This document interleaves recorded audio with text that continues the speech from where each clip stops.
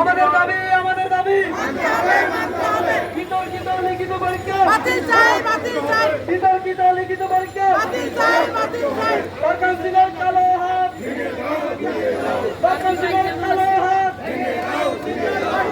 শিক্ষানবিশ আইনজীবী বলেন তো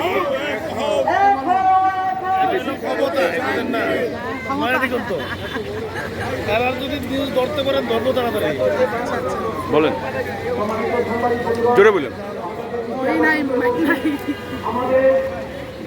আসসালামু আলাইকুম। আজকে আমরা মাঠে নেমেছি। আজকে আমরা প্রেস ক্লাবের সামনে সমবেত হয়েছি সারা বাংলাদেশ থেকে শিক্ষানবিশ আইনজীবীরা আমরা আজকে প্রেস ক্লাবের সামনে সমবেত হয়েছি আমাদের 5টা যৌক্তিক দাবি নিয়ে। 5টা যৌক্তিক দাবির মধ্যে আমাদের একটা দাবি হচ্ছে আমরা 3 স্তরের লিখিত পরীক্ষা বাতিল চাচ্ছি।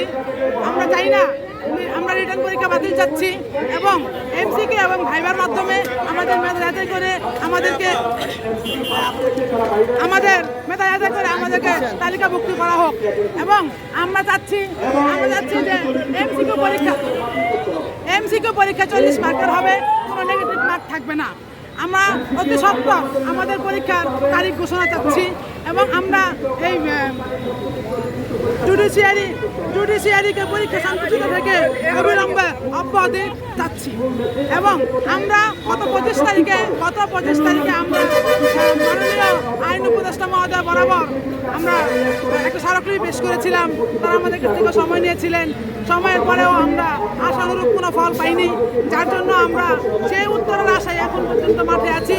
যদি আমরা আশানুরূপ কোনো ফল না পাই, আমাদের দাবিগুলা মেনে না নেন, তাহলে আমরা ভবিষ্যতে আবার কর্মসূচি দিলে আগামীতে আমরা দাবি পূরণ না করা পর্যন্ত আমরা মাঠে থাকবো ইনশাল্লাহ।